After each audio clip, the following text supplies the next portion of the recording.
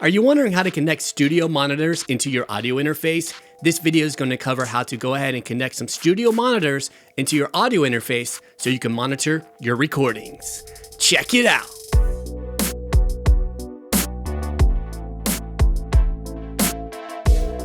Hey, my name is Matthew. Welcome to my YouTube channel. On this channel, I like to help people create music and record audio, monitor their audio. So I do setup videos and tutorials like this one. If you're new to the channel and you're interested in that kind of thing, consider subscribing. Let's get into the video. Connecting studio monitors to an audio interface is fairly straightforward. You're going to need your audio interface. You're going to need the cable to connect your audio interface to your computer. You're going to need audio cables to connect your USB interface to your studio monitors. And of course, you're going to need studio monitors. I'm going to leave links to all the items I'm using in this video in the description of the video. So remember to check the description of the video for links and show notes to this video. So the audio interface I'm using for this example is the Focusrite 2i2. And the first thing that we do need to do is make sure the drivers are installed in the computer.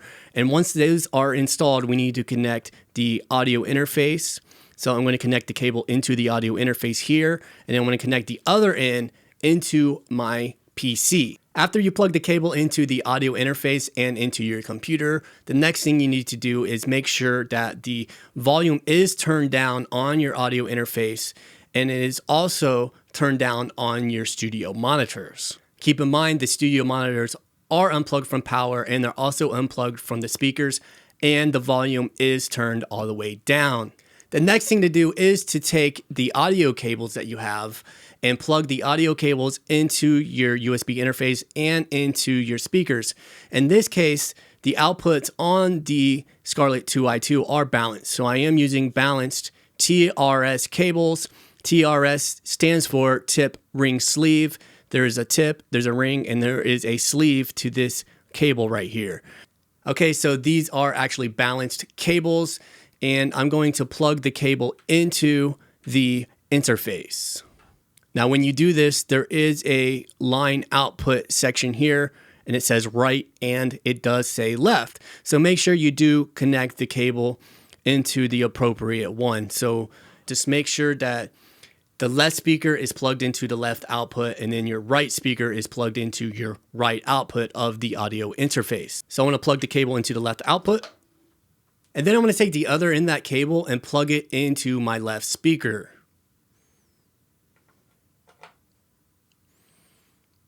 In this example, I'm using the KRK Systems Rocket 5.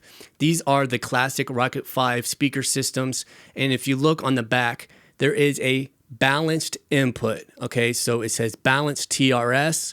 That is the input I'm using for this speaker. You can also see that there is a balanced XLR. So if you did have a 1/4 inch to XLR, you could use that as well. Either one of those are going to be balanced. This example, I'm using the HOSA Technology Professional Low Noise Audio cables with the Reen silver connectors. So after you plug in one of your speakers, go ahead and plug in the other speaker. This is going to give you the stereo field. So if you look at the back of the audio interface, I am going to plug in the right speaker now. So I'm going to use the cable, plug it into the right line output, and then take the other end of that cable and plug it into my right speaker. Before I turn on the studio monitors, I want to reiterate, I do have the monitor knob turned all the way down on the Scarlett 2i2. And I do have the volume turned all the way down on the studio monitors. At this point in the process, I'm going to go ahead and plug in my KRK Rocket 5s into the wall and then power on the speakers. Now that the studio monitor is turned on, go ahead and turn up the volume of that speaker. Now I'm going to turn it up all the way to 0. On these studio monitors, they do go to 0. Other studio monitors might start at 0 and go to 10. So you're going to have to play around with the levels there to see what works for you. But in this case, with the KRK Rocket 5s, there is an option to put the volume at 0. If you're finding value in this video, remember to give it a thumbs up. It's going to help this video out. It's going to help this video get seen by those who might need to see this information. I do appreciate you for doing that. Let's get back into it. I do want to briefly mention that the high frequency level adjust is at 0 dB and the low frequency level adjust is at 0 dB as well. You're going to need to adjust these for your particular setup. It's going to be different for everybody. At this point, your studio monitors are connected to your audio interface, and when you start playing music in your computer, you can now turn up the monitor level.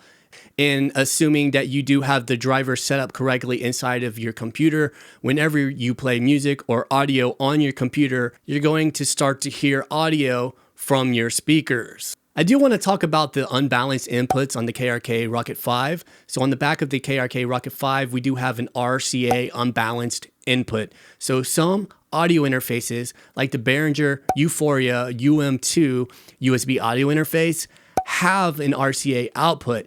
And generally speaking, these RCA outputs are going to be unbalanced. Unbalanced inputs have the voltage of minus 10 dBV. Balanced inputs have the voltage of plus 4 dBu. So ideally, you would use unbalanced RCA outputs of an audio interface to go into RCA unbalanced inputs inside of a speaker. Given the option, it is likely a good idea to choose the balanced connections from your audio interface to your studio monitors.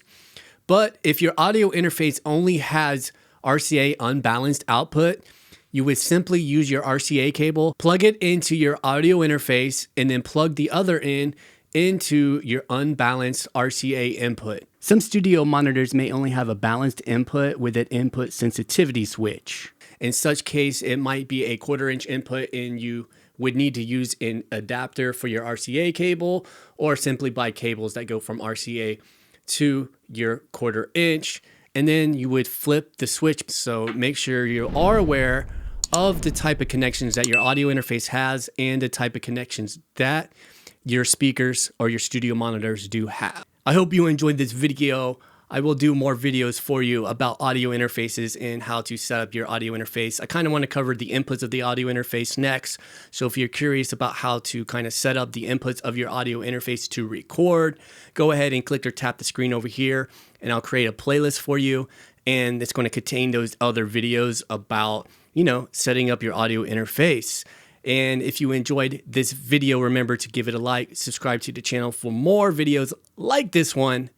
My name is Matthew. Continue creating music. We'll talk soon.